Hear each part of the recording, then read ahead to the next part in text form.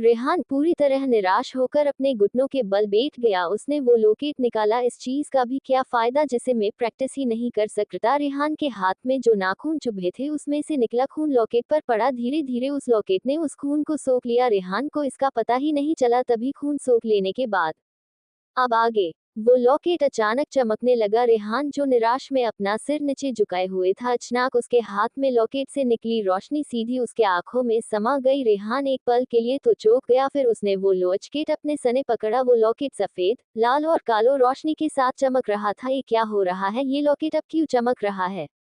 रेहान ने अपना ध्यान केंद्रित किया और अपनी चेतना को उस लॉकेट के अंदर ले गया। रेहान ने देखा लॉकेट की पूरी दुनिया सफेद, लाल और काली रोशनी से जगमगा रही है और ये सारी रोशनी उस बीच में जंजीरों से बंधे क्रिस्टल में से आ रही थी।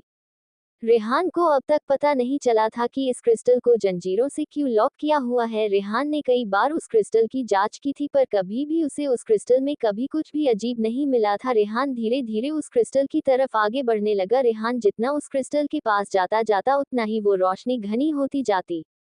रेहान ने कुछ सोचकर उस क्रिस्टल की जांच करने का फैसला लिया और अपना हाथ उस क्रिस्टल पर रख दिया। पर रेहान कुछ भी सोच पाता या कर पाता, अचानक एक धम की आवाज आए और रेहान की चेतना शून्यता में विलीन हो गई। रेहान अब पूरी तरह से एक काली दुनिया में था। उसके आसपास सब कुछ काला था। तभी रेहान को अपने सामने अचानक एक रोशनी दिखाई दी। रेहान ने देखा उसके सामने उसकी बॉडी उसके कमरे में ही पैर क्रॉस कर कर ध्यान की मुद्रा में बैठी है। ये क्या हो रहा है? रेहान ने याद करने की कोशिश की। तभी रेहान को याद आया, उस क्रिस्टल को छूते ही सफेद, लाल और काली रोशनी ने उसकी चेतना और उसकी बॉडी दोनों को कवर कर लिया था। रेहान ने फिर अपनी बॉडी को देखा तो वो हैरान हो गया, क्योंकि उसकी दोसे के अंदर अब लाला, सफेद और काली रंग की रोशनी घूम रही थी। रेहान की चेतन बस बाहर से ही देख सकती थी कि उसके बॉडी में वो तीनों रोशनियां घूम रही है, पर उसे नहीं पता था कि उसकी बॉडी में क्या बदलाव हो रहे हैं। पर वो देख सकता था कि उसकी बॉडी में अंदर से कुछ बदलाव हो रहे हैं और ये बदलाव करने वाले वो तीनों रोशनियां थी। अब ये बदलाव अच्छे थे या बुरे, ये तो आगे ही पता चलेगा। रेहान बस अपनी बॉडी को देखता रहा और तेजी से टाइम निकलता गया। धीरे धीरे अब सुबह होनी शुरू हो गई थी। सूर्य धीरे धीरे ऊपर आ रहा था, जिससे खिड़की से होती हुई सूरज की किरणें रेहान के चेहरे पर पड़ी। पर रेहान अभी तक वैसे ही बैठा था। तीनों रोशनियां उसके पूरे शरीर में घूम रही थी। वो अब धीरे धीरे फीकी पड़नी शुरू हो गई थी। सुबह के 6 बजने ही वाले थे। रेहान बोला, अगर ये और चला और कोई यहाँ आ गया तो मैं उन्हें कैसे समझाऊंगा कि ये सब क्या हो रहा था। रेहान अभी इसी डर में था कि कोई आ ना जाए कि तभी रेहान के शरीर पे से वो सारी तीनों रोशनी गायब हो गई। तभी रेहान के सर के बीचों बीच एक 3 रंगों का एक निशान दिखाई दिया, जो उसे आईब्रो से उसे आधे कापर में फैला था। तभी एक पल के बाद वो निशान गायब हो गया और रेहान का पूरा शरीर कांपने लगा। साथ ही रेहान की चेतना जिस अंधेरी जगह पर थी वो भी कांपने लगी। रेहान को समझ ही नहीं आ रहा था कि ये सब उसके साथ क्या हो रहा है। तभी सभी चीजें अंधेरे में बदल गई और रेहान की चेतना वापस उसके शरीर में चली गई और वो बेहोश हो गया। सब कुछ आसपास अंधेरा हो गया और फिर रेहान कब तक बेहोश रहा उसको खुद को भी नहीं पता। शाम को रेहान को धीरे धीरे होश आने लगा। रेहान ने धीरे धीरे अपनी आंखें खोलनी शुरू की। रेहान की नजर अभी भी स्पष्ट नहीं हुई थी कि तभी उसके कानों में एक लड़की की चीखने की आवाज आए और उसका दायां हाथ भी जोर जोर से हिलाने लगी। धीरे धीरे रेहान की नजर साफ हो गई और उसकी सभी इंद्रियां ठीक से काम करने लगी। तब उसे पता चला वो अपने ही कमरे की बिस्तर पर है और वो चीख और किसी की नहीं, ओज की थी। जब रेहान बेहोश था तब ओज उसके साइड में ही बैठी थी, उसका हाथ पकड़कर। तभी जब ओज ने महसूस किया कि रेहान को होश आ रहा है तो उसने जोर से चीख मारकर सभी को वही बुला लिया। बाकी सभी भी बाहर हॉल में बैठे थे। अक्षता बोली, बात दादाजी, रेहान भाई को फिर से क्या हो गया है? अक्षता की रोनी सूरत देख वो समझ गए कि अक्षता खुद को दोषी ठहरा रही है, क्योंकि वो एक्सीडेंट उसकी ही वजह से हुआ था। अधिराज जी ने उसके सर पर थपकी दी और कहा, आपके रेहान भी बिल्कुल ठीक है, उन्होंने शायद अपने बॉडी पर ज्यादा जोर दे दिया था, इसलिए वो थकावट के कारण बेहोश हो गया है। इसमें अधिराज जी ने झूठ भी नहीं बोला था। जब सुबह ओज रेहान को बुलाने के लिए उसके कमरे में गई तब उसे रेहान एक कोने में बेहोश मिला, तो उसने सभी परिवार वालों को भी बुला लिया। जब करणवीर जी ने रेहान को देखा तो उसके आसपास पसीना फैला हुआ था। रेहान का शरीर भी गर्म था, जिससे उन्होंने अंदाजा लगाया कि रेहान जरूर प्रैक्टिस कर रहा होगा।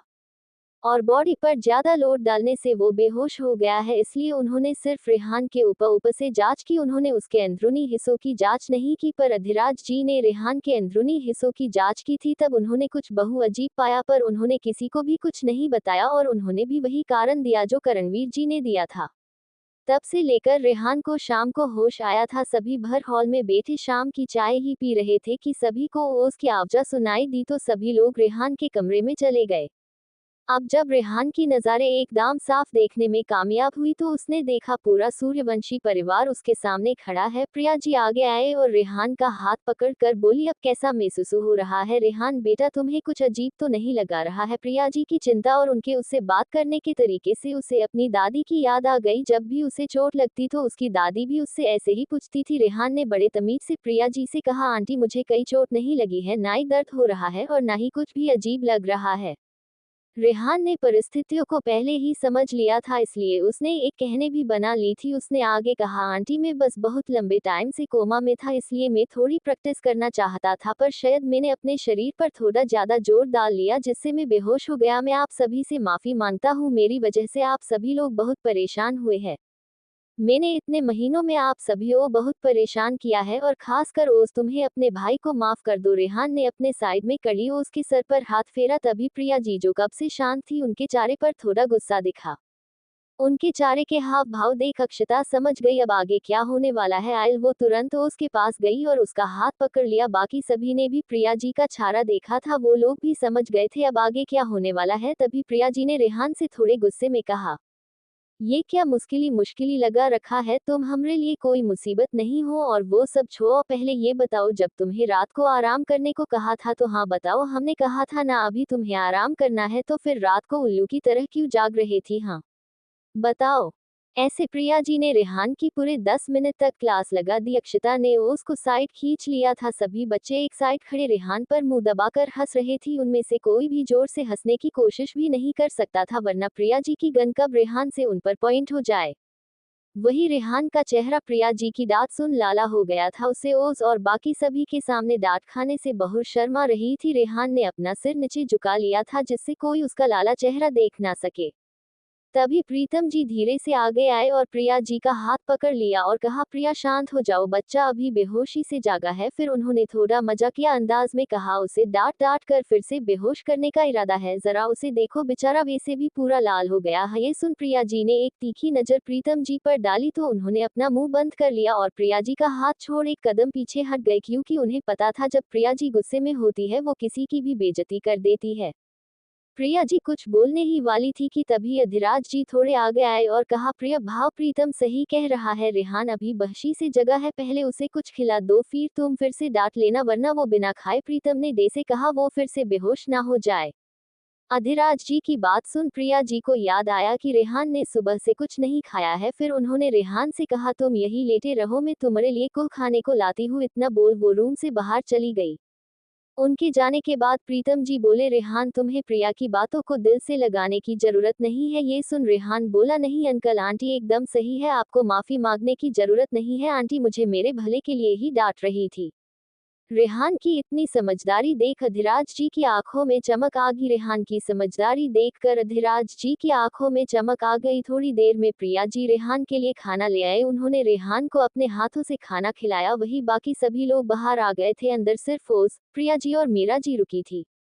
कुछ देर बाद रात हो गई। रात को सभी खाना खाने के बाद अपने अपने कमरों में चले गए। अधिराज जी जाते हुए बोले, कल रेहान को मेरे पास भेज देना, मैं सेक्टर मेर वापस जा रहा हूँ और कुछ दिन बाद मैं वापस नोवा प्लेनेट पर जा रहा हूँ, और तुम भी वहाँ आ जाओ। और प्रीतम, प्रिया, रंजित और मीरा से भी कहो कि वो जल्दी अपने जिन पॉइंट पूरे करे और जल्द ही डेमीगॉड बन जाए।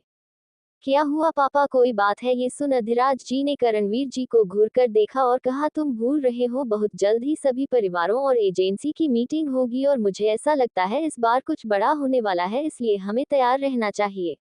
इतना बोल अधिराज जी चले गए। वही रेहान के कमरे में ओज रेहान के पास बैठी थी। ओज बोली, भाई यहाँ सभी कितने अच्छे हैं। ये सुन रेहान बोला, हाँ ओज सभी बहुत अच्छे हैं, पर ओज ये मत भूलो ये हमारा परिवार नहीं है, एक दिन हमें यहाँ से जाना ही होगा। ये सुन ओज बोली, क्यों भाई? प्रीतम अंकल, प्रिया आंटी और बाकी सभी और दोनों दादाजी कितने अच्छे हैं।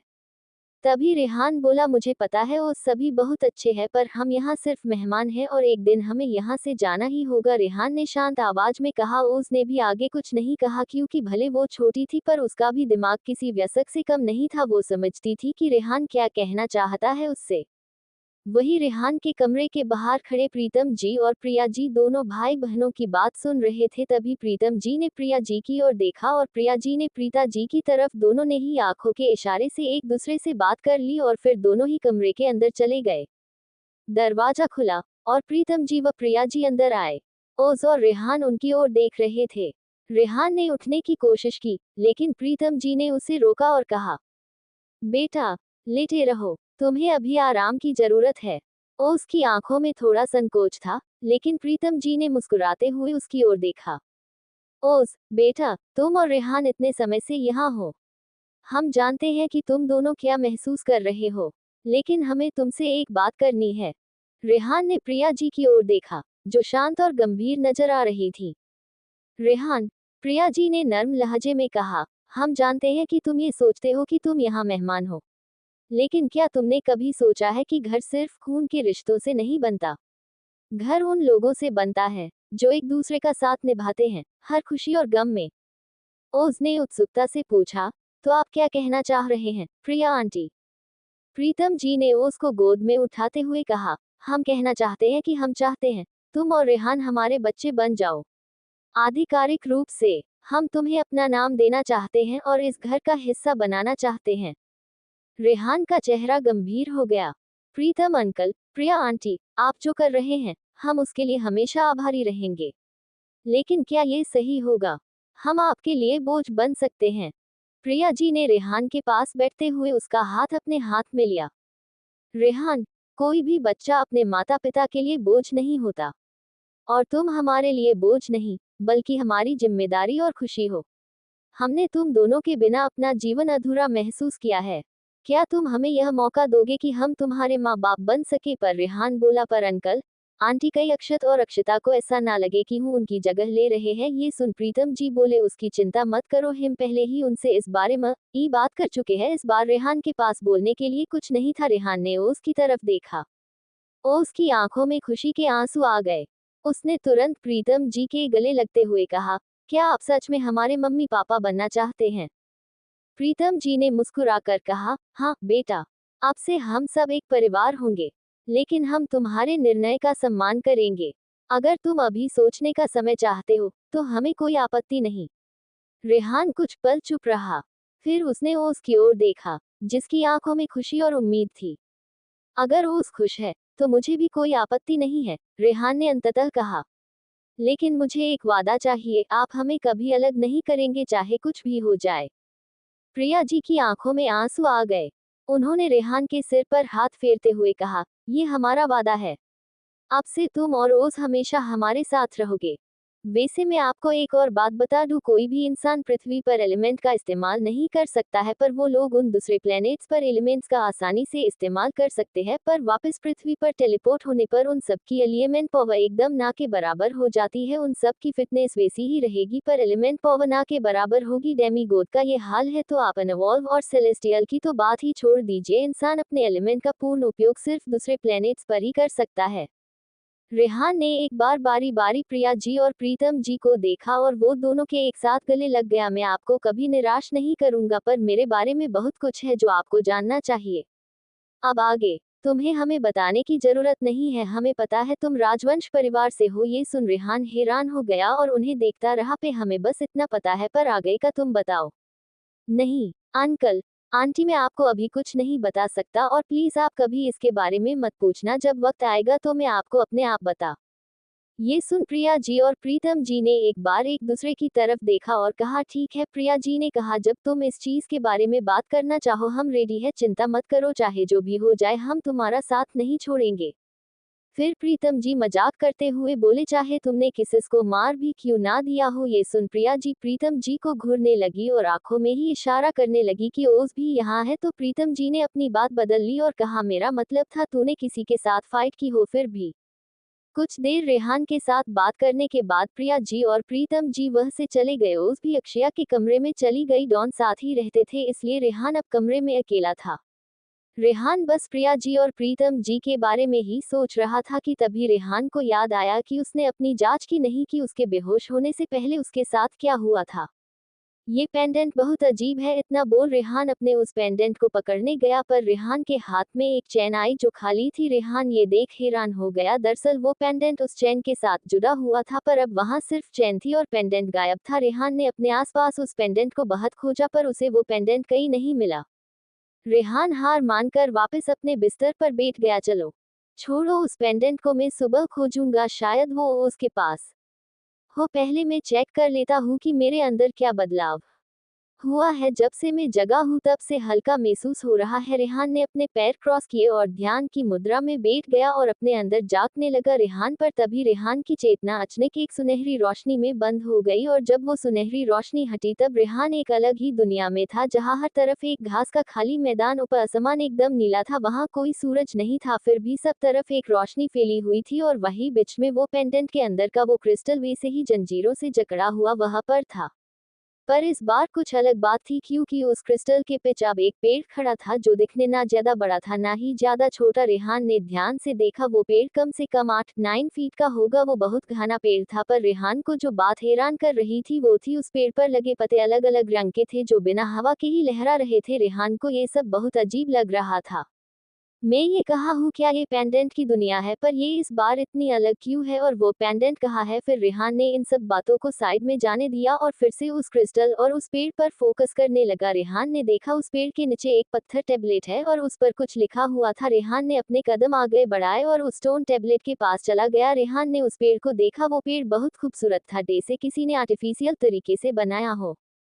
फिर रेहान ने उस स्टोन टेबल पर जो लिखा तो वो देखा, वो लिखवात पृथ्वी की नहीं थी, वो किस और ही तरीके की लिखावट थी। पर रेहान ये जानकर हैरान हो गया कि उसने कभी भी वो लैंग्वेज नहीं देखी थी, फिर भी वो उस लिखवात को पढ़ सकता है। ये जानकर रेहान हैरान हो गया। रेहान ने फिर इसके बारे में सोचना बंद किया क्योंकि वैसे भी जब से उसने राजवंश परिवार छोड़ा था तब से लेकर अब तक उसके साथ सब कुछ अजीब ही हो रहा था।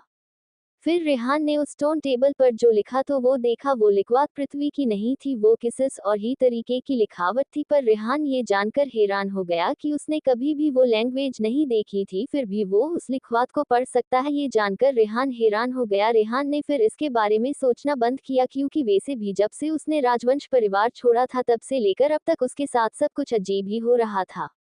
रेहान को वो दिन भी याद आ गया जिस दिन उसने अक्षिता की जान बचाई थी। पता नहीं क्यों पर उस दिन रेहान का ध्यान उस तरफ था ही नहीं, पर अचानक उसके दिमाग में मधुमक्खियों गुनगुनाने की आवाज उसके दिमाग में गूंजने लगी जिससे रेहान का ध्यान उस तरफ गया और उसके दिमाग में उस दिन एक आवाज गूंज गई कि उसे बचाओ। तब रेहान ने उस आवाज पर इतना ध्यान नहीं दिया था पर वो बार बार रेहान को उस अक्षिता को बचाने के लिए उकसाने लगी थी। रेहान वैसे भी अक्षिता को बचाने के लिए आगे बढ़ गया था पर वो उसे बचा भी लेता और उसे चोट भी नहीं लगती, पर रेहान के दिमाग में आने वाली आवाज इतनी बढ़ गई कि वो वही 4 से 5 सेकंड के एकदम जम गया था और उस 4 से 5 सेकंड के अंतर के कारण रेहान को अक्षिता को धक्का देकर दूर करना पड़ा और खुद उस कार के आ गया। पर उस दिन के बाद रेहान को कभी भी वो आवाज नहीं सुनाई दी थी, इसलिए रेहान ने उसे ब्रह्म मान लिया था। पर इस पेंडेंट के बारे में जानने के बाद रेहान का शक होने लगा था, वो आवाजें होना हो इसमें से ही आ रही थी। रेहान ने एक बार बारी बारी प्रिया जी और प्रीतम जी को देखा और वो दोनों के एक साथ गले लग गया। मैं आपको कभी निराश नहीं करूंगा, पर मेरे बारे में बहुत कुछ है जो आपको जानना चाहिए। अब आगे तुम्हें हमें बताने की जरूरत नहीं है, हमें पता है तुम राजवंश परिवार से हो। ये सुन रेहान हैरान हो गया और उन्हें देखता रहा। पे हमें बस इतना पता है, पर आगे का तुम बताओ। नहीं अंकल आंटी, मैं आपको अभी कुछ नहीं बता सकता और प्लीज आप कभी इसके बारे में मत पूछना, जब वक्त आएगा तो मैं आपको अपने आप बता। ये सुन प्रिया जी और प्रीतम जी ने एक बार एक दूसरे की तरफ देखा और कहा ठीक है। प्रिया जी ने कहा जब तुम इस चीज के बारे में बात करना चाहो हम रेडी है, चिंता मत करो, चाहे जो भी हो जाए हम तुम्हारा साथ नहीं छोड़ेंगे। फिर प्रीतम जी मजाक करते हुए बोले चाहे तुमने किसी को मार भी क्यों ना दिया हो। ये सुन प्रिया जी प्रीतम जी को घूरने लगी और आंखों में ही इशारा करने लगी कि ओज भी यहाँ है। तो प्रीतम जी ने अपनी बात बदल ली और कहा मेरा मतलब था तूने किसी के साथ फाइट की हो। फिर भी कुछ देर रेहान के साथ बात करने के बाद प्रिया जी और प्रीतम जी वह से चले गए। ओज भी अक्षया के कमरे में चली गई। डॉन साथ ही रहते थे इसलिए रेहान अब कमरे में अकेला था। रेहान बस प्रिया जी और प्रीतम जी के बारे में ही सोच रहा था कि तभी रेहान को याद आया कि उसने अपनी जांच की नहीं कि उसके बेहोश होने से पहले उसके साथ क्या हुआ था। ये पेंडेंट बहुत अजीब है, इतना बोल रेहान अपने उस पेंडेंट को पकड़ने गया पर रेहान के हाथ में एक चैन आई जो खाली थी। रेहान ये देख हैरान हो गया, दरअसल वो पेंडेंट उस चैन के साथ जुड़ा हुआ था पर अब वहां सिर्फ चैन थी और पेंडेंट गायब था। रेहान ने अपने आसपास उस पेंडेंट को बहुत खोजा पर उसे वो पेंडेंट कहीं नहीं मिला। रेहान हार मानकर वापस अपने बिस्तर पर बैठ गया। चलो छोड़ो उस पेंडेंट को, मैं सुबह खोजूंगा, शायद वो उसके पास हो। पहले मैं चेक कर लेता हूँ कि मेरे अंदर क्या बदलाव हुआ है। जब से मैं जगा हूँ तब से हल्का महसूस हो रहा है। रेहान ने अपने पैर क्रॉस किए और ध्यान की मुद्रा में बैठ गया और अपने अंदर झांकने लगा। रेहान पर तभी रेहान की चेतना अचानक एक सुनहरी रोशनी में बंद हो गई और जब वो सुनहरी रोशनी हटी तब रेहान एक अलग ही दुनिया में था जहाँ हर तरफ एक घास का खाली मैदान, ऊपर आसमान एकदम नीला था, वहाँ कोई सूरज नहीं था, फिर भी सब तरफ एक रोशनी फैली हुई थी और वही बीच में वो पेंडेंट के अंदर का वो क्रिस्टल वैसे ही जंजीरों से जकड़ा हुआ वहाँ पर था। पर इस बार कुछ अलग बात थी क्योंकि उस क्रिस्टल के पीछे अब एक पेड़ खड़ा था जो दिखने ना ज्यादा बड़ा था ना ही ज्यादा छोटा। रेहान ने ध्यान से देखा, वो पेड़ कम से कम 8-9 फीट का होगा। वो बहुत घना पेड़ था पर रेहान को जो बात हैरान कर रही थी वो थी उस पेड़ पर लगे पत्ते अलग अलग रंग के थे जो बिना हवा के ही लहरा रहे थे। रेहान को ये सब बहुत अजीब लग रहा था। मैं ये कहा हूँ क्या ये पेंडेंट की दुनिया है, पर ये इस बार इतनी अलग क्यों है और वो पेंडेंट कहाँ है। फिर रेहान ने इन सब बातों को साइड में जाने दिया और फिर से उस क्रिस्टल और उस पेड़ पर फोकस करने लगा। रेहान ने देखा उस पेड़ के नीचे एक पत्थर टेबलेट है और उस पर कुछ लिखा हुआ था। रेहान ने अपने कदम आगे बढ़ाए और उस स्टोन टेबलेट के पास चला गया। रेहान ने उस पेड़ को देखा, वो पेड़ बहुत खूबसूरत था, जैसे किसी ने आर्टिफिशियल तरीके से बनाया हो। फिर रेहान ने उस स्टोन टेबल पर जो लिखा तो वो देखा, वो लिखवात पृथ्वी की नहीं थी, वो किस और ही तरीके की लिखावट थी। पर रेहान ये जानकर हैरान हो गया कि उसने कभी भी वो लैंग्वेज नहीं देखी थी, फिर भी वो उस लिखवात को पढ़ सकता है। ये जानकर रेहान हैरान हो गया। रेहान ने फिर इसके बारे में सोचना बंद किया क्योंकि वैसे भी जब से उसने राजवंश परिवार छोड़ा था तब से लेकर अब तक उसके साथ सब कुछ अजीब ही हो रहा था। फिर रेहान ने उस स्टोन टेबल पर जो लिखा तो वो देखा, वो लिखवात पृथ्वी की नहीं थी, वो किस और ही तरीके की लिखावट थी। पर रेहान ये जानकर हैरान हो गया कि उसने कभी भी वो लैंग्वेज नहीं देखी थी, फिर भी वो उस लिखवात को पढ़ सकता है। ये जानकर रेहान हैरान हो गया। रेहान ने फिर इसके बारे में सोचना बंद किया क्योंकि वैसे भी जब से उसने राजवंश परिवार छोड़ा था तब से लेकर अब तक उसके साथ सब कुछ अजीब ही हो रहा था। रेहान को वो दिन भी याद आ गया जिस दिन उसने अक्षता की जान बचाई थी। पता नहीं क्यों पर उस दिन रेहान का ध्यान उस तरफ था ही नहीं, पर अचानक उसके दिमाग में मधुमक्खियों गुनगुनाने की आवाज उसके दिमाग में गूंजने लगी जिससे रेहान का ध्यान उस तरफ गया और उसके दिमाग में उस दिन एक आवाज गूंज गई कि उसे बचाओ। तब रेहान ने उस आवाज पर इतना ध्यान नहीं दिया था पर वो बार बार रेहान को उस अक्षता को बचाने के लिए उकसाने लगी थी। रेहान वैसे भी अक्षता को बचाने के लिए आगे बढ़ गया था पर वो उसे बचा भी लेता और उसे चोट भी नहीं लगती, पर रेहान के दिमाग में आने वाली आवाज इतनी बढ़ गई कि वो वही 4 से 5 सेकंड के एकदम जम गया था और उस 4 से 5 सेकंड के अंतर के कारण रेहान को अक्षता को धक्का देकर दूर करना पड़ा और खुद उस कार के आ गया। पर उस दिन के बाद रेहान को कभी भी वो आवाज नहीं सुनाई दी थी, इसलिए रेहान ने उसे ब्रह्म मान लिया था। पर इस पेंडेंट के बारे में जानने के बाद रेहान का शक होने लगा था, वो आवाजें हो ना हो इसमें से ही आ रही थी। रेहान ने फिर इसके बारे में नहीं सोचा और उस स्टोन तबले पर जो लिखा था उसे पढ़ना शुरू किया। ब्लड स्काई का पहला पड़ाव खुल चुका है, अब आगे। इसका मतलब आपने स्काई ब्लड को अपने अंदर पूरी तरह समावेश कर लिया है। ये पढ़ रेहान हैरान हो गया पर उसने आगे पढ़ना जारी रखा। वैसे भी रेहान ने इतना सब कुछ देख लिया था कि इस दुनिया में अब कुछ ही ऐसी बातें हैं जो उसे हैरान कर सकती है। रेहान ने आगे पढ़ा, स्काई ब्लड को समावेश करने के बाद आपको एक महत्वपूर्ण चक्र पूर्ण करना होगा, तभी आपको स्काई ब्लड की पावर मिलेगी। आपको अपने शरीर को फिर से बनाना होगा, इसके लिए आपको बस अपने उस बोलूट पर फोकस करना होगा जो आपके अंदर है। एक बार वो जाग गया तो फिर वो अपना काम खुद कर लेगा, पर इस प्रक्रिया में आपको अथाह दर्द सहना होगा। ये प्रक्रिया 5 से 6 घंटों तक चल सकती है। इस दौरान आपको बेहोश होने की अनुमति नहीं है वरना ये ब्लड आपको एक्सप्लोड कर देगा। ये पढ़ इस बार रेहान के अंदर एक ठंडी सिहरन पैदा हो गई। अब उसे समझ आ रहा था कि पहले के वो टेस्ट शायद इसके लिए ही रखे होंगे। रेहान ने फिर से उस स्टोन टेबलेट पर ध्यान लगाया। उस पर लिखा था, इस पड़ाव में को पार करने के बाद ही आप इस जादुई दुनिया के 2 स्तर का इस्तेमाल कर सकते हैं। हर एक पड़ाव पर आपको एक एलिमेंट फल मिलेगा जो आपकी शक्ति के हिसाब से होगा। सबसे पहले आपको एक फायर एलिमेंट फ्रूट मिलेगा, उसके लिए आपको 6 साल और 11 महीने इंतजार करना होगा। जब तक आप 15 साल के नहीं हो जाते, आपके 15 साल के होते ही आपको वो फल और एक फायर स्किल प्रदान होगी जो ब्लड सूत्रा के साथ जुड़ी होगी। पर उससे पहले आपको अपना महत्वपूर्ण चक्र पूरा करना होगा और आगे पड़ाव पर जब आप जाएंगे तब आपके शरीर की जांच के हिसाब से आपको आगे के एलिमेंट पावर दी जाएगी। इन फलों को खाने के बाद जिस एलिमेंट का वो फल होगा उसी एलिमेंट को आपके अंदर जागृत किया जाएगा।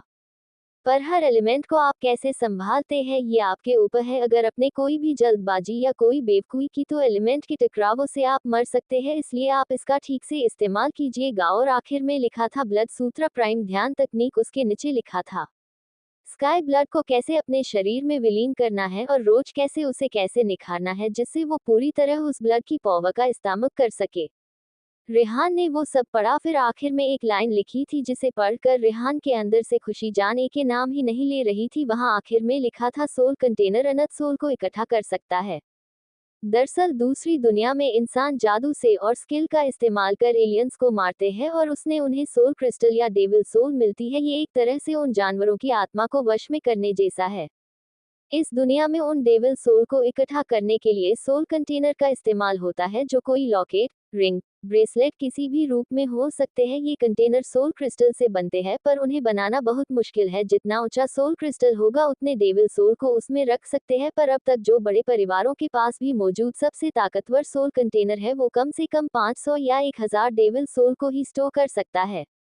इन डेविल सोल का इस्तेमाल किसी पालतू जानवर की तरह किया जा सकता है। जैसे जो भी एलियन मरता है और वो अपने पिच अगर कोई आकार बिना की डेविल सोल छोड़ जाता है तो उस डेविल सोल को उस इंसान को कुछ टाइम के लिए उस डेविल सोल को अपनी मैजिक पावर देनी पड़ती है जिससे वो कोई आकर ले सके। फिर वो कुछ भी बन सकता है, कोई भी हथियार। और जो डेविल सोल उनके जीवित होने के दौरान दिखती थी वैसी ही मिलती है, तो इसका मतलब है उनका प्रयोग हम सवारी के रूप में कर सकते हैं। और कुछ डेविल सोल एक पेट के रूप में भी मिलती है जिन्हें विकसित करने पर वो लड़ाई और सवारी दोनों में उपयोग होगी।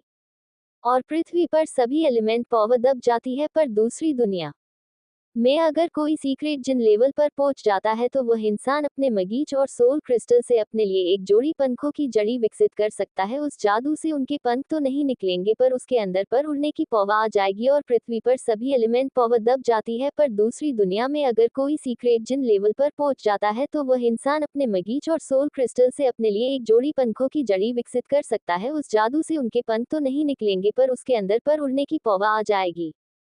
पर इस दुनिया में अभी भी कोई समझ नहीं पाया कि पृथ्वी पर उनकी पावर्स काम क्यों नहीं करती हैं। हाँ, वो छोटे मोटे जादुई ओरा और छोटे मोटे एलिमेंट हमले कर सकते हैं पर वो उतने ताकतवर नहीं होते जितने उस दूसरी दुनिया में होता है। तभी अक्षत बोला, वैसे रेहान तुम्हारी उम्र क्या है और तुम्हारा जन्मदिन कौन से महीने में है? ये सुन रेहान बोला, मेरा जन्म 10 महीने हुआ था और मैं अभी 8 साल का हूँ, अगले महीने में 9 साल का हो जाऊंगा। ये सुन अक्षत बोला, तो ठीक है, मैं तुमसे बड़ा हूँ। फिर अक्षत अपने चेहरे पर गर्व के भाव के साथ बोला, तो तुम मुझे बड़े भाई बोलना। उसका गर्व भरा चेहरा देख रेहान को हंसी आ गई। अरे अरे, तुम हंस क्यों रहे हो? तभी प्रिया जी बोली, ठीक है बड़े भाई, बैठिए और खाना खाए और उसे परेशान करना बंद करो। फिर सब ने नाश्ता फिनिश किया और बाद में पूरा परिवार कोर्ट के लिए निकाल गया। वहां पर प्रीतम जी और प्रिया जी ने कानूनी तौर पर रेहान और ओस को गोद ले लिया और अब रेहान के 16 साल के होने पर फिर से इन कागजात पर साइन करने पर ये ऑफिशियल हो जाएगा। बस ये काल्पनिक दुनिया है इसलिए 16 साल लिखे हैं, कोई ये ना बोले 18 साल होते हैं।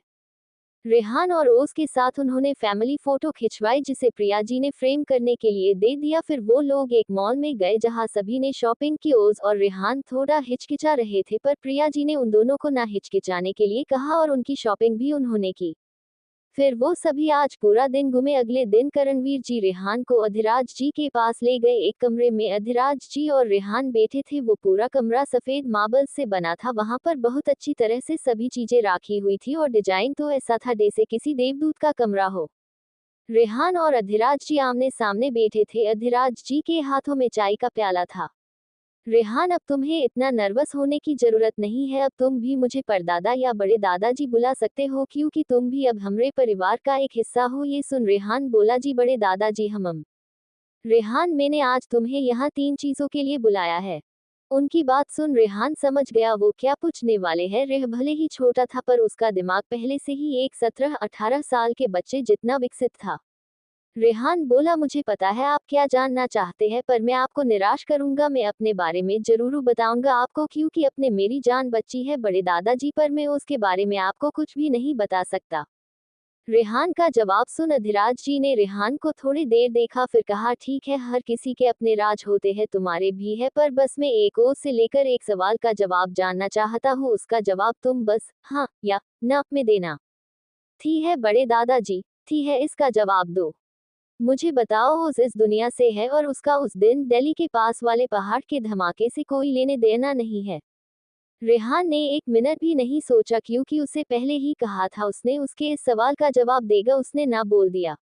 अब कुछ लोगों को सवाल समझ नहीं आया होगा तो बता दूं, अधिराज जी ने कहा, ओज इस दुनिया से है, ये जूझ है, वो नहीं है। और दूसरा, ओज का पहर के धमाके से कोई लेना देना नहीं है, पर उसका है, ये भी जुट था। अगर रेहान हाँ बोलता तो अधिराज जी ने जो बोला वो सच होता। ओज इस दुनिया से है और उसका उस धमाके से लेना देना नहीं है, पर उसका लेना देना है, इसलिए रेहान ने ना बोला।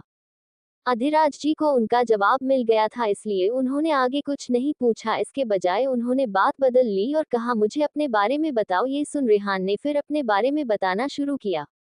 उसके राजवंश परिवार के अनचाही औलाद के रूप में पैदा होना और उसके साथ हुए अब तक जो कुछ हुआ, कैसे उसने घर छोड़ा, वो सब बता दिया। सिर्फ उस ओज वाले हादसे को छोड़कर रेहान ने अपनी बात खत्म का गहरी सांस लेने लगा। कुछ देर के लिए पूरे रूम खामोशी छा गई, कोई कुछ नहीं बोला। तभी रेहान ने ही चुप्पी तोड़ते हुए कहा, बड़े दादाजी, ये आपके 2 सवाल हो गए, अब आपका आखिरी सवाल क्या है?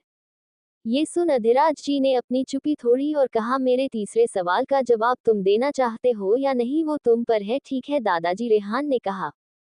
अधिराज जी ने पूछा, मुझे बताओ, क्या तुम्हारा लॉकेट और ओस का कोई रिश्ता है या नहीं, और तुम्हारी 2 दिन पहले की हालत इसकी वजह से थी, है ना? ये सुन रेहान कुछ देर के लिए चुप हो गया। देखो रेहान, अगर तुम बताना नहीं चाहते तो कोई बात नहीं, पर तभी रेहान बोला, बड़े दादाजी, हाँ, ये सब इस लॉकेट की वाज से था और हाँ, ये उससे जुड़ा हुआ है, और परसों रात को मेरे साथ क्या हुआ था वो मुझे भी नहीं पता। बस मैं इतना जानता हूँ, ये लॉकेट कोई बहुत अनोखी चीज है और इससे मेरे अंदर क्या बदलाव आएंगे मुझे नहीं पता। और ये मेरे लिए कोई वरदान है या श्राप, ये भी मैं नहीं जानता, पर अभी के लिए ये मेरे लिए एक वरदान है।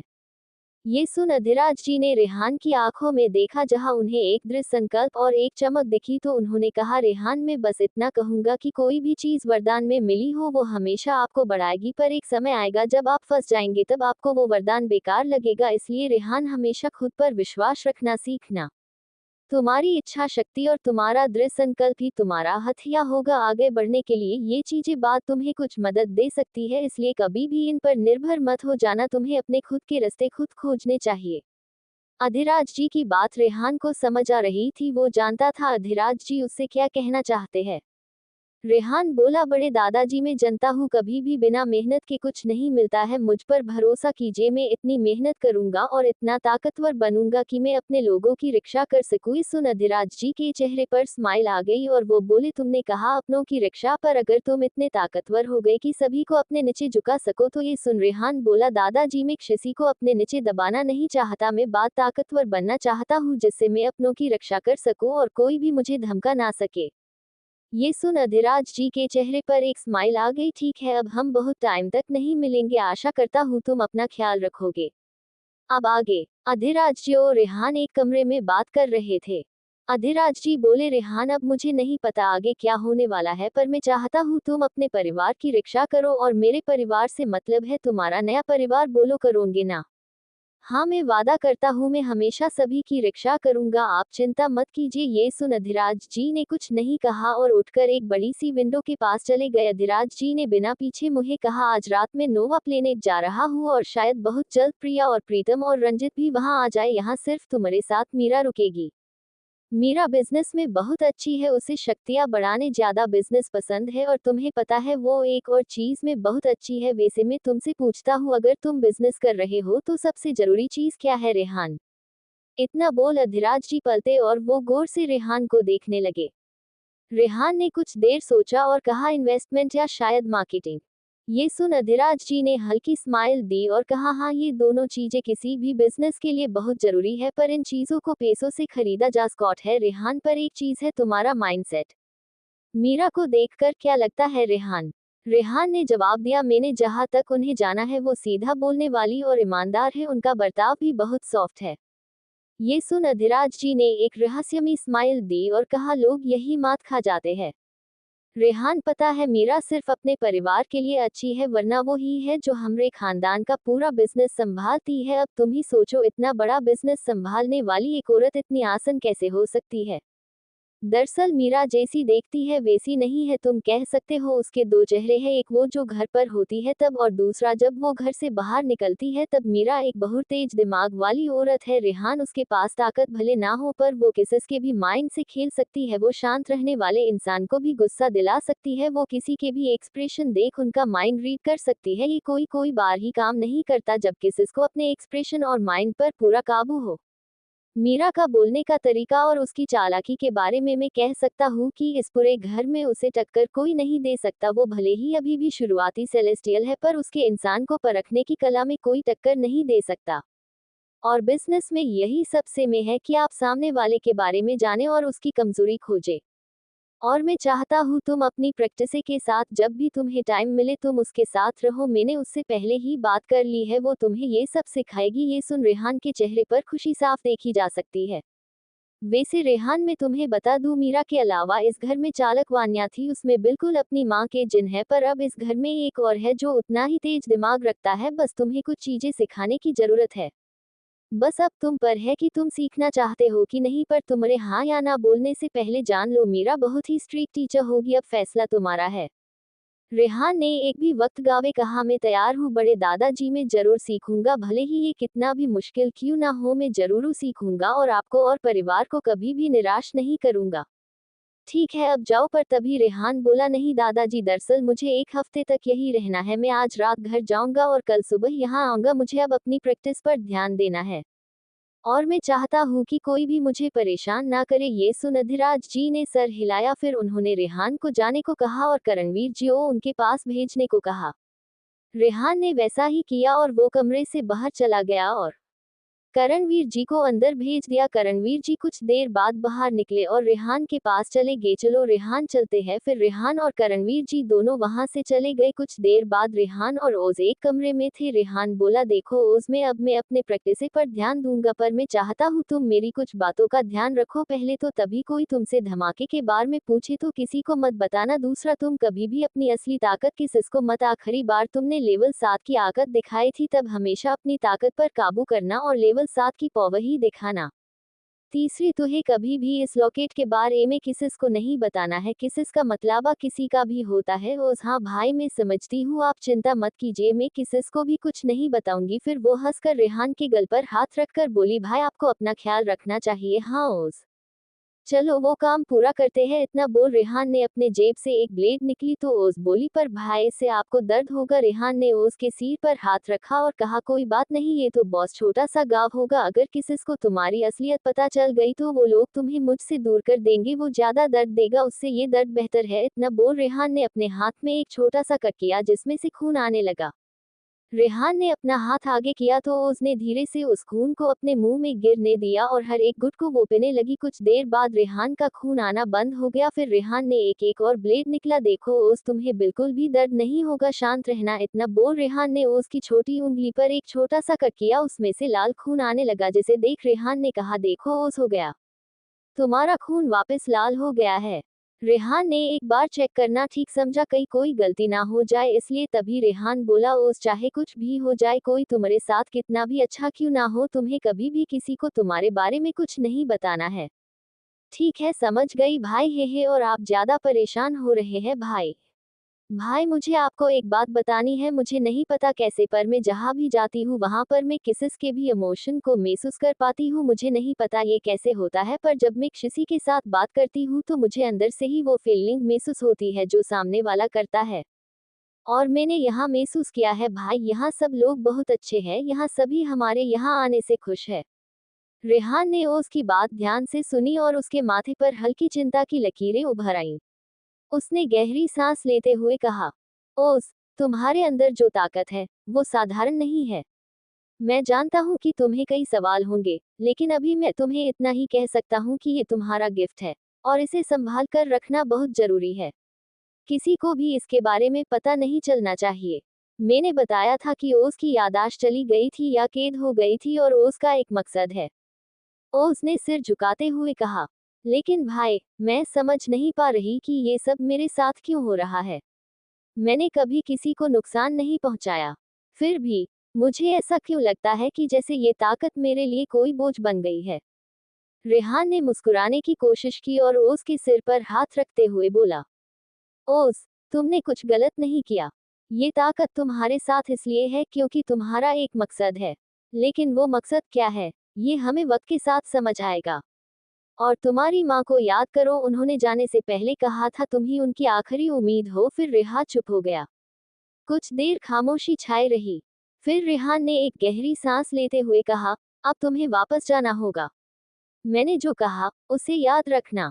किसी को भी तुम्हारी ताकत के बारे में पता नहीं चलना चाहिए, ठीक है भाई? मैं आपकी बात मानूंगी। रेहान ने एक पल के लिए उसकी आंखों में देखा, फिर दरवाजे की तरफ इशारा किया। ठीक है, अब तुम जाओ और ध्यान रखना अपना, और मैं कुछ वक्त के लिए ट्रेनिंग करूंगा। इस दौरान मैं अकेला रहना चाहता हूँ। उसने धीरे धीरे कदम बढ़ाए और बाहर निकल गई। जाते जाते उसने पलटकर रेहान की तरफ देखा, लेकिन रेहान ने उसे जाने का इशारा किया। उसके जाने के बाद रेहान ने गहरी सांस ली और खिड़की से बाहर झांकते हुए खुद से बड़बड़ाया, ये सब कितना उलझा हुआ है। चलो छोड़ो, चाहे कुछ भी हो जाए, मुझे अपनी ताकत बानी है। उसके जाने के बाद रेहान ने एक गहरी सांस ली।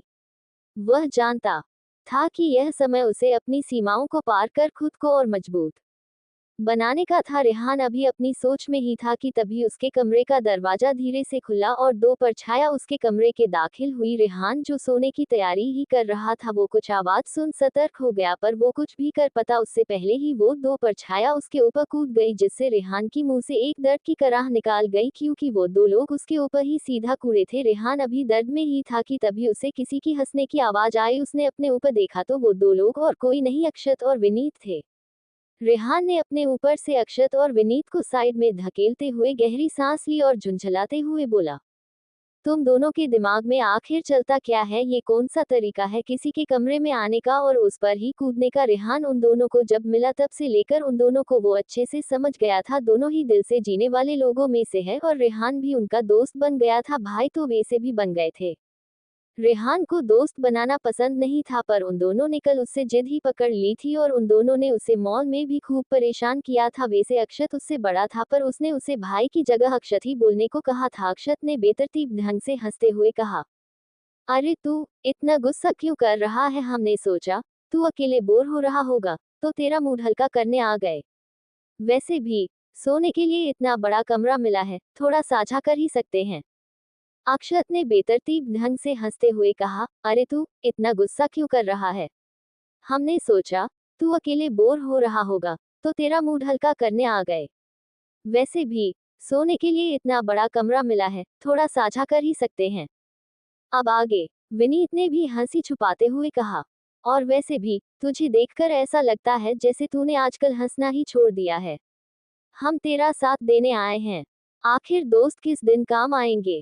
रेहान ने अपनी आंखों को हल्के से मिचमिचाते हुए कहा, दोस्त, मुझे तो लगता है कि तुम दोनों मेरी जिंदगी के सबसे बड़े सिरदर्द हो। अक्षत और विनीत ने इस पर और जोर से ठहाका लगाया। सही पकड़ा, लेकिन इस सिरदर्द के बिना तेरा काम भी तो नहीं चलता, है ना? अक्षत ने कहा। रेहान ने हार मानते हुए लंबी सांस ली और बोला, ठीक है, तुम दोनों सोने आए हो तो चुपचाप सो जाओ। लेकिन अगर फिर से मुझ पर कूदे तो अगले दिन का सूरज देखने की उम्मीद मत करना। अक्षत और विनीत ने मजाक में सिर हिलाया और तुरंत बिस्तर पर लेट गए। लेकिन ये शांति ज्यादा देर तक टिकने वाली नहीं थी। जैसे ही रेहान अपनी जगह पर आराम से बैठा, अक्षत ने धीरे से विनीत की तरफ इशारा किया।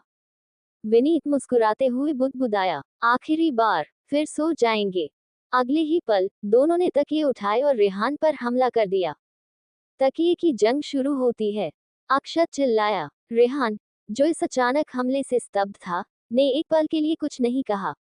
लेकिन जब तकिए का एक और वार उसके चेहरे पर पड़ा तो उसे भी गुस्सा आ गया। उसने जवाबी कार्रवाई शुरू कर दी।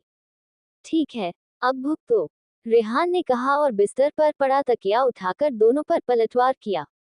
कमरे में हंसी और तकियों की धपा धपा गूंजने लगी। तीनों इस अनियोजित खेल में बच्चों जैसे खो गए।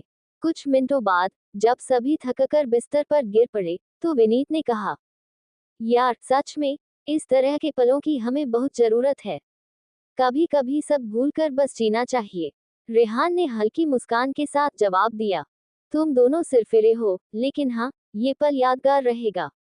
अब अगर तुम दोनों शांत हो गए हो तो सो जाओ, सुबह जल्दी उठना है। अक्षत ने हंसते हुए कहा, हाँ हाँ, सुबह जल्दी उठने की बातें तो हम रोज करते हैं। चल आज तेरी बात मान लेते हैं। थोड़ी देर में कमरे में सन्नाटा छा गया। तीनों अलग अलग परेशानियों और चिंताओं से भले ही घिरे हों, लेकिन इस छोटे से पल ने उनके बीच के बंधन को और मजबूत कर दिया था। रेहान ने आंखें बंद करते हुए अपनी पुराने दिनों में खो गया जहां वो राजवंश परिवार में रहता था। उसने कभी भी अपने भाई बहनों से ठीक से बात नहीं की थी, दो उनके साथ मजाक मस्ती तो दूर की बात है। उसने सोचा शायद मेरी किस्मत इतनी भी बुरी नहीं है। अब शायद सूर्यवंशी परिवार में मेरा नया सफर शुरू होगा, पर इससे पहले मुझे बहुत ताकतवर बनना है। शायद ऐसे दोस्तों के साथ सफर थोड़ा आसान हो सकता है। फिर रेहान ने भी अपने आंखें बंद कर ली। रेहान अक्षत और विनीत के बीच में सोया था। अगले दिन सुबह रेहान सभी परिवार वालों के साथ नाश्ता किया और फिर उसने सभी को 1-2 हफ्ते के लिए ट्रेनिंग के बारे मैं बताया। प्रिया जी तो उसे जाने ही नहीं देना चाहती थी कि अगले हफ्ते उन्हें Arora planet, celestial level planet जाना था। फिर वो महीनों तक नहीं मिल पाते, पर करणवीर जी ने उन्हें कैसे भी करके मन लिया और रेहान को लेकर वहां से चले गए। रेहान ने जाने से पहले कहा था कि वो शायद जल्दी वापस आ जाए। फिर मेन बेस पहुंचने के बाद उन्हें अधिराज जी कहीं नहीं मिले क्योंकि वो पहले ही वहां से जा चुके थे। फिर रेहान उस दिन अधिराज जी द्वारा दिए गए सफेद अभ्यास कक्ष में चला गया। ये कमरा खासतौर पर ऊर्जा और आत्मिक सुधार के लिए तैयार किया गया था। कमरे के अंदर गहरी खामोशी थी। चारों ओर बनी दीवारों पर अजीब सी ऊर्जा की लहरें महसूस हो रही थी। पूरा कमरा एकदम सफेद मार्बल से बना हुआ था और कुछ ब्लैकवुड से बनी चेयर और टेबल्स थी। खिड़कियों के पर्दे लाइट ब्लू थे और ऐसा लग रहा था जैसे ये जगह जीवंत हो। रेहान ने एक गद्देदार चटाई पर बैठकर अपनी सांसों को स्थिर किया। उसकी आंखें धीरे धीरे बंद होने लगी और वह गहरे ध्यान में चला गया। जैसे ही वह ध्यान में डूबा, उसके शरीर में बहने वाली ऊर्जा ने गति पकड़नी शुरू कर दी। रक्त का प्रवाह उसके शरीर में गूंजने जैसा महसूस हो रहा था। उसकी ऊर्जा का हर अंश अब ब्लड सूत्रा के मार्गदर्शन में प्रवाहित हो रहा था। कमरे में हल्की हलचल महसूस हुई और फिर अचानक 3 तरह की रोशनी उसके चारों ओर प्रकट हुई, लाल, काली और सफेद। लाल रोशनी गर्म और उग्र थी, जैसे कि उसके भीतर छिपी शक्तियों को प्रज्वलित कर रही हो। काली रोशनी ठंडी और रहस्यमय थी, जो उसके भीतर छुपे अंधकार और भय को बाहर खींचने की कोशिश कर रही थी।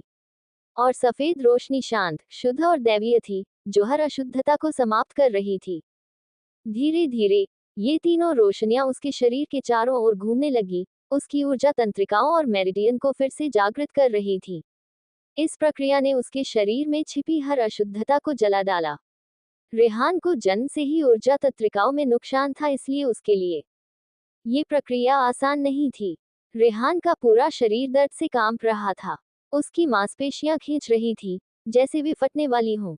उसकी हड्डियों से आवाजें आ रही थी और उसका हर श्वास एक भारी पत्थर उठाने जैसा महसूस हो रहा था। फिर भी रेहान ने हार नहीं मानी। उसकी इच्छा शक्ति उसे गिरने नहीं दे रही थी। उसने अपनी आंखें बंद रखी और ध्यान में डूबा रहा। उसके भीतर एक आवाज गूंज रही थी, दर्द अस्थायी है, लेकिन शक्ति स्थायी होगी। उठो, सहन करो और खुद को निखारो।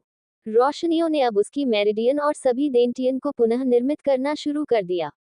ये प्रक्रिया रेहान के शरीर को न केवल पहले से ज्यादा शक्तिशाली बना रही थी, बल्कि उसे आत्मिक रूप से भी शुद्ध कर रही थी। उसके माथे से पसीने की बूंदें किस झरने की तरह जमीन पर गिर रही थी और उसकी सांसें तेज हो रही थी। लेकिन उसकी इच्छाशक्ति ने उसे टूटने नहीं दिया। वह हर दर्द को सह रहा था, हर बाधा को पार कर रहा था। धीरे धीरे उसकी क्षतिग्रस्त ऊर्जा तंत्रिकाओं का पूर्ण निर्माण खत्म होने को आया। रोशनियां शांत होने लगी और रेहान का शरीर स्थिर हो गया। जब ये प्रक्रिया पूरी हुई तो रेहान ने अपनी आंखें खोली। उसकी आंखों में अब एक नई चमक थी, एक नई शक्ति। उसने गहरी सांस ली और खुद से बुदबुदाया, अब मैं पहले से ज्यादा तैयार हूँ, उसको सुरक्षित रखने और अपने उद्देश्य को पूरा करने के लिए। लेकिन वह जानता था कि यह सिर्फ शुरुआत थी। असली चुनौती अभी बाकी थी। इसके बाद रेहान अचानक बेहोश हो गया। रेहान को अपने शरीर के पूर्ण निर्माण में करीब 6 घंटे लगे थे। रेहान के बेहोश होने के बाद रेहान को करीब 3 घंटे बाद धीरे धीरे वापस होश आने लगा। रेहान ने धीरे धीरे अपनी आंखें खोली। उसके शरीर में थकावट का अनुभव हो रहा था, लेकिन उसके अंदर कहीं एक नई ऊर्जा उमड़ रही थी। हालांकि वह अभी भी अपने अंगों को हिलाने में असमर्थ था। उसकी सांसें स्थिर थीं, और वह छत की ओर देखता हुआ सोचने लगा। वह जानता था कि यह जगह पूरी तरह सुरक्षित थी। अधिराज जी ने उसे यह कमरा खास तौर पर दिया था ताकि कोई भी बाहरी व्यक्ति उसे परेशान न कर सके। उसने महसूस किया कि उसे चिंता करने की आवश्यकता नहीं थी। करीब आधे घंटे के भीतर रेहान ने अपने शरीर में हलचल महसूस की। धीरे धीरे उसकी उंगलियां हिलने लगीं। थोड़ी देर में उसने अपनी बाजुओं और पैरों को भी हिलाना शुरू कर दिया। अंततः वह धीरे धीरे उठकर बैठने की स्थिति में आ गया।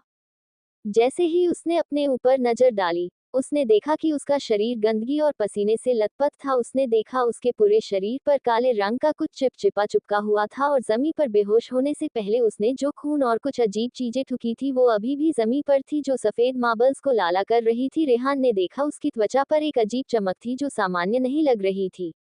मुझे तुरंत नहा लेना चाहिए, रेहान ने खुद से बुदबुदाया और नहाने चला गया। वह लड़खड़ाते हुए कमरे में रखे स्नानागार की ओर बढ़ा। गर्म पानी की धाराओं ने उसके शरीर की गंदगी को धो डाला, और उसके मन को एक नई ताजगी का एहसास हुआ।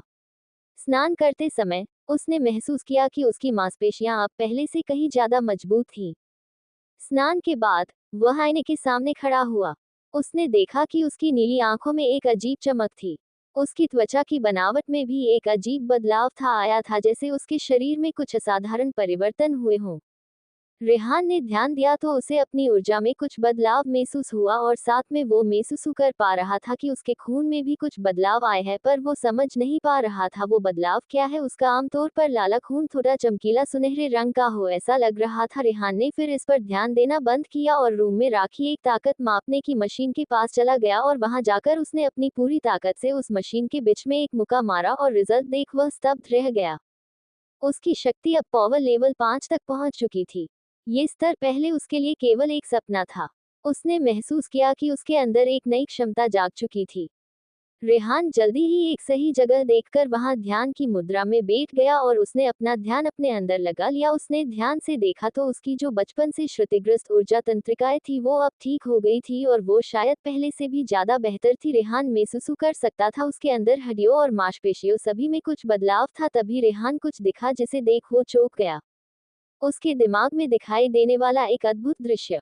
रेहान के भीतर अब एक अलग संसार बन चुका था। रेहान ने ध्यान से देखा तो ये उसकी लॉकेट की दुनिया थी, पर अजीब बात यह थी कि वह अब इस दुनिया का अंत नहीं देख पा रहा था, और वहां पर जो पेड़ पहले था वो और भी हरा भरा हो गया था, और अब वो क्रिस्टल जो जंजीरों से बंधा था वो भी और तेज चमकने लगा था। उसने अपनी आंखें बंद की और अपने अंदर की इस दुनिया को देखने की कोशिश की। उसने देखा कि एक विशाल हरे भरे जंगल जैसा स्थान था, जहां पहले वहां सिर्फ एक हरी घास का मैदान था। वहां कुछ कुछ दूरी पर उसे कई पेड़ दिखाई दे रहे थे, पर वह पेड़ सिर्फ एक रंग के नहीं थे, सभी पेड़ अलग अलग रंग के थे। रेहान ने ध्यान दिया कि वो सभी पेड़ के नीचे एक टैबलेट थी जिस पर अलग अलग एलिमेंट के नाम लिखे थे, और रेहान ने जो पहले पेड़ देखा था उस पर आग लिखा हुआ था। आग, पानी, वायु, पृथ्वी, बिजली और अन्य कई। यह क्या है? उसने खुद से पूछा। जैसे ही उसने एक पेड़ के करीब जाने की कोशिश की, उसे एक आवाज सुनाई दी। ये पेड़ अभी पूरी तरह विकसित नहीं हुए हैं, जब इन पर फल आएंगे। जब तुम इन फलों को ग्रहण करोगे, तब तुम्हें विभिन्न तत्वों की शक्तियां मिलेंगी। लेकिन ध्यान रखना, हर फल को लेने के लिए एक विशेष परिस्थिति की आवश्यकता होगी। केवल तभी ये तुम्हारे लिए उपयोगी होंगे। आगे तुम खुद जान जाओगे। इतना बोल वो बुरी आवाज फिर से गायब हो गई। रेहान को इस बार भी पता नहीं चला कि वो आवाज आ कहां से रही है। उसने अनुमान लगाया शायद ये आवाज उस क्रिस्टल से ही आ रही होगी। रेहान ने धीरे धीरे अपनी आंखें खोली। वह समझ गया था कि उसकी शक्ति अब केवल बाहरी नहीं थी। वह एक ऐसी अवस्था में पहुंच चुका था जहां उसे अपनी आत्मिक और शारीरिक ऊर्जा के बीच संतुलन बनाना होगा। ये सब अभी केवल शुरुआत है, उसने गहरी सांस लेते हुए कहा। मुझे हर तत्व की शक्ति को सही तरीके से पाने का तरीका खोजना होगा। लेकिन सबसे पहले मुझे उसकी सुरक्षा सुनिश्चित करनी होगी। रेहान ने कमरे से बाहर निकलने से पहले अपनी ऊर्जा को संतुलित किया। उसने महसूस किया कि उसके सामने अब एक बड़ा उद्देश्य था। उसकी सुरक्षा, अपनी नई शक्तियों को समझना, अपने नए परिवार की रक्षा और दूसरी दुनिया में जाकर उनके रहस्यों को पता लगाना।